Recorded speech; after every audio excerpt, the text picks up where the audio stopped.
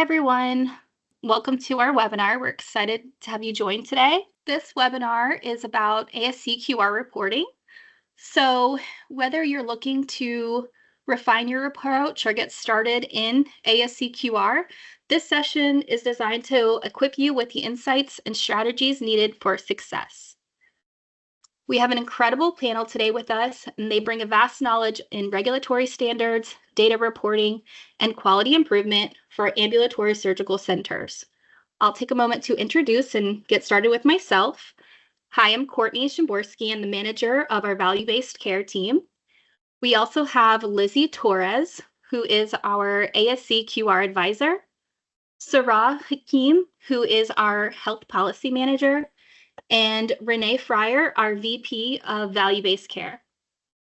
Before we dive in, let's take a look at what we'll be covering today. Our goal is to give you a clear roadmap for ASCQR compliance and practical steps to help your ambulatory surgery center succeed. First, we'll start with a quick overview of the ASCQR program. Then we'll go into timely reporting and how it benefits your ASC. We'll review measure, updates, and requirements that impact your ASC, and also ways that we can support and streamline your ASCQR efforts with help from our team. And then we'll open it up to questions for our panel. All right, let's get started with our first topic, an overview of the ASCQR program. First, I'll break down how Medicare programs apply to ambulatory surgery centers and the key reporting responsibilities you need to be aware of. So when an ASC submits a facility claim for a surgical procedure, it is subject to the ASCQR reporting requirements. Alternatively, if a surgery or anesthesiologist who provides services at an ASC typically bill professional claims separately, so those claims fall under the MIPS or merit-based incentive payment system reporting requirements. So ASCQR reporting is reflective of your ASC facility claims, and the remaining claims for surgeries will be billed separately and fall under the MIPS reporting requirements, which we can also support your group with MIPS reporting if that applies to you. So timely reporting to benefit your practice. We'll go over how that will benefit your practice. As I explained before, if your ASC bills professional claims under your TIN, let us know, and we'll confirm whether MIPS reporting is necessary. Otherwise, we're focused on ASC compliance. Your ASC must submit at least 240 Medicare claims by December 31st of the year before the reporting period in order to be eligible. So let's review the requirements. Compliance with ASCQR requirements is necessary to avoid a penalty on claims 2 years later. For 2025, ASCs must report on 14 quality measures to stay compliant. Additionally, ASCs are required to have an active CCN at least 4 months prior to the start of the data collection period or reporting year. All reported measures will be publicly available on CMS Care Compare, ensuring transparency and ASC quality performance. The final deadline for submitting HQR measures is May 15th of the year following the performance year. So staying ahead of these requirements ensures your ASC avoids penalties and maintains compliance, and our team is here to guide you through each step from tracking measures all the way to the final submission. Now let's go over the key reporting periods and submission deadlines to ensure your ASC remains compliant and avoids penalties. Starting with the HQR measures. These measures must be submitted via the HQR website. The reporting period for this year is January 1st, 2025 to December 31st, 2025. And the submission window is January 1st, 2026 to May 15th, 2026. Claims measures follow the same reporting period as HQR. The reporting period is January 1st, 2025 to December 31st, 2025, and the submission is handled automatically through Medicare claims rather than a separate reporting portal. The NHSN ASC 20 COVID-19 measure is submitted quarterly via the CDC's NHSN system to track COVID-19 impact in ASCs. And that is a quarterly reporting periods that are listed on the slide and the quarterly submission deadlines that are also listed for your review. The CAP survey data submission deadlines are reported quarterly. In 2025, it's July 9th and October 8th, and in 2026, January 14th and April 8th. Tracking and meeting these deadlines is crucial to staying compliant and avoiding penalties, and our team is here to support you with timely submissions and reporting assistance. Next, we'll review measure updates that impact your ASC. As we look ahead to 2025, CMS is introducing 3 new measures for ASCQR reporting, and understanding these now will help your ASC prepare for compliance and avoid potential penalties. First is the facility commitment to health equity, which is mandatory in 2025. This measures an ASC's commitment to health equity using 5 organizational domains focused on equity efforts. Next is screening for social drivers of health, which is a voluntary measure in 2025, but will be mandatory in 2026. This requires screening for 5 health-related social needs, HRSN. So those are food insecurity, housing instability, transportation needs, utility difficulties, and interpersonal safety. The final measure is screen positive rate for SDOH, which is voluntary in 2025, but will be mandatory in 2026. And this evaluates the percentage of patients who screen positive for each HRSN. Preparing for these new measures early will ensure a smooth transition and compliance with ASCQR requirements. A key requirement for 2025 is the outpatient and ambulatory surgery consumer assessment of healthcare providers and systems, or ASCQR survey. This is now a mandatory for eligible ASCs in 2025 if you meet the following eligibility criteria in 2024. So that criteria is if you perform procedures within the ASCQR's eligible range of CPT-4 codes for surgery, you are Medicare certified and have a CMS certification number, or CCN, and have an agreement with CMS.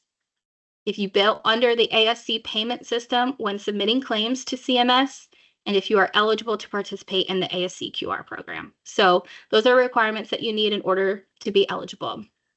The reporting and submission requirements, you must contract with a CMS approved vendor, which we can help you get set up with a vendor if you don't already have one.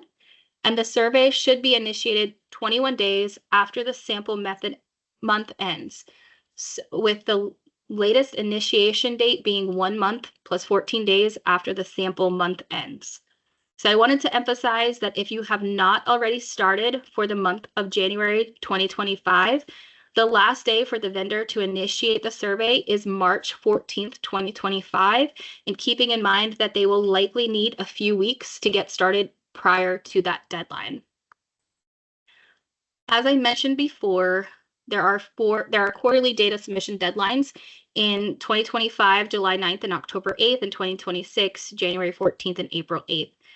For additional guidance on this, check out our latest blog post for more details on ASCQR's requirements and best practices.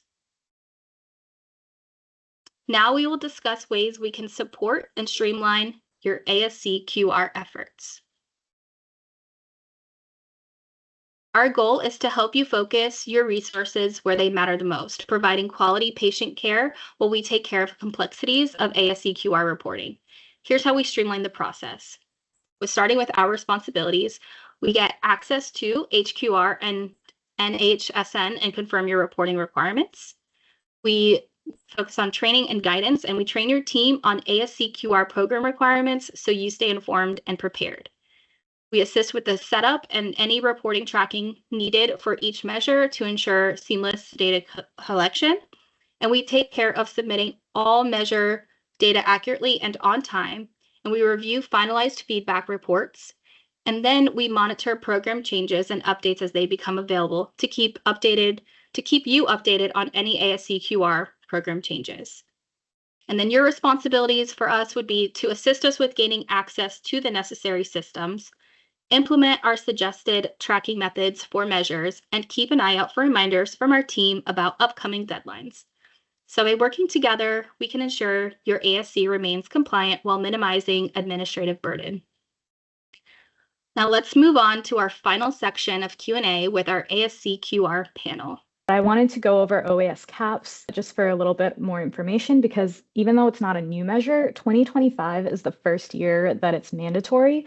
So we want to make sure that you have what you need to be successful. So a question that we commonly get asked is whether there's any exceptions to that measure. So yes, there is an exception. If you provided care to fewer than 60 patients eligible to be surveyed in 2024, then you can apply for an exception in 2025. But we want to point out that's not based on how many patients you actually surveyed last year. It's on how many were eligible to be surveyed. And the OAS CAPS website will help you calculate that number based on the criteria for patients to be surveyed. If you do, after filling out that form, which I can go ahead and put in the chat, if you do qualify for an exception, then you do have to submit the request by December 31st of this year. And then the other question that we do get asked a lot on OAS CAPS is, aside from contracting the vendor, what else do I need to do to satisfy the measure? You need to provide your vendor with a monthly patient information file. And so you'll be working closely with your vendor to determine the date that they need this by each month. And as Courtney mentioned, we can help you get that up with the vendor if you haven't done that already. The other thing that you really need to do is monitor data submission reports in your dashboard on the OAS CAPS website to make sure that your vendor has submitted data by the deadline each quarter. And we may be able to help with this too. Just go ahead and reach out to us. And please do look at the OAS CAPS blog that we have. There's a lot of really good information in there. We did a very thorough deep dive on this measure since it is mandatory for this year. See if we have any questions. If not, I'll touch briefly on the facility commitment health equity measure, because that's also mandatory for this year. It's a new measure. And as Courtney mentioned, it's a 5-part attestation measure with different domains. Each domain has multiple activities, and you have to be able to attest to every single activity in the domain to be able to attest yes. And so the question that we get asked a lot on this one is because, it does look like there are a lot of activities in each domain. It can be fairly daunting if you're looking at this for the first time. The question is, do they have to be in place for the entire year? And the answer is no, they don't. You just need to confirm that you engaged in those activities during the period of January 1st to December 31st this year.